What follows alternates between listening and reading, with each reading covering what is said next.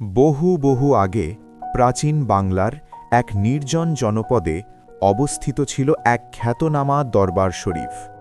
সেই দরবারের অধিষ্ঠাতা ছিলেন আল্লাহর এক প্রিয় অলি, যার তাকওয়া, ইবাদাত ও আত্মিক শক্তির খ্যাতি দূর দূরান্তে ছড়িয়ে পড়েছিল। মানুষ তার কাছে ছুটে আসত দুঃখ কষ্ট, রোগ ব্যাধি, সন্তানহীনতা ও নানা হাজত নিয়ে। আল্লাহর মেহেরবানিতে অনেকের মানতি পূর্ণ হতো। একদিন দূর প্রদেশ থেকে এক নারী সেই দরবার শরীফে হাজির হওয়ার উদ্দেশ্যে রওনা হল। হুজুরের খেদমতের জন্য সে সঙ্গে করে আনলো একটি ডালা ভর্তি কলা, যেগুলো সে নিজ হাতে গাছ থেকে পেড়েছিল। কলাগুলো ছিল সম্পূর্ণ পাকা, সুগন্ধে ভরা। সম্মানের খাতিরে ডালাটি সে রেশমি কাপড়ে ঢেকে রেখেছিল। দরবারের বাড়ির দুয়ারে পৌঁছতেই সে দেখতে পেল হুজুরের দুই ছোট নাতি উঠোনে খেলাধুলায় মগ্ন। তাদের চোখ পড়ল সেই রেশমে মোড়ানো ডালার দিকে। শিশুসুলভ কৌতূহলে তারা মহিলাকে জিজ্ঞেস করল, খালা, ডালার ভেতরে কি নিয়ে যাচ্ছ? মহিলা স্নিগ্ধ কণ্ঠে উত্তর দিল, এতে হুজুরের জন্য কিছু ফল আছে। খেলতে খেলতেই শিশু দুটি বলল, আমাদের খুব খিদে পেয়েছে, দুটি ফল দিলে না?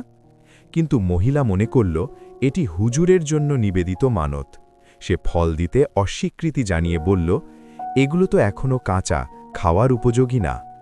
শিশু দুটি আবার বলল, সব ফলই তো একসময় কাঁচা থাকে, তবু একটু দিলে হতো। মহিলা এবারও এড়িয়ে গিয়ে বলল, না না, সব একদম কাঁচা অবস্থায় আছে।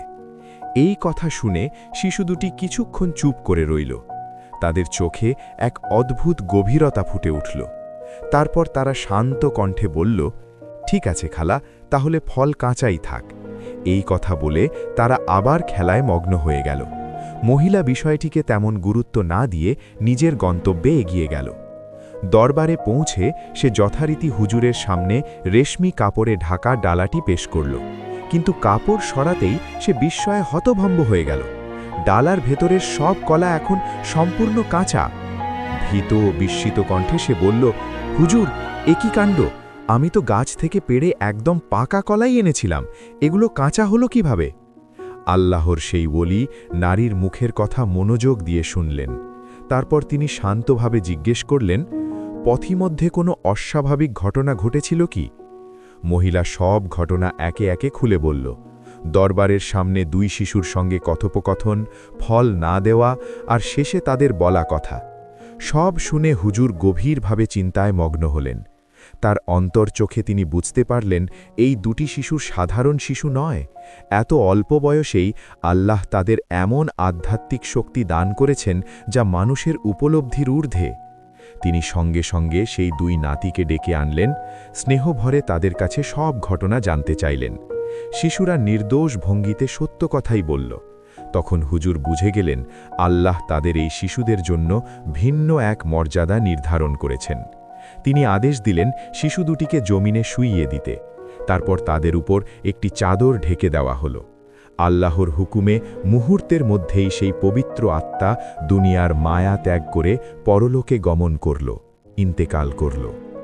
পরবর্তীতে সেই দুই আধ্যাত্মিক শিশুর কবর সেখানে স্থাপিত হয়।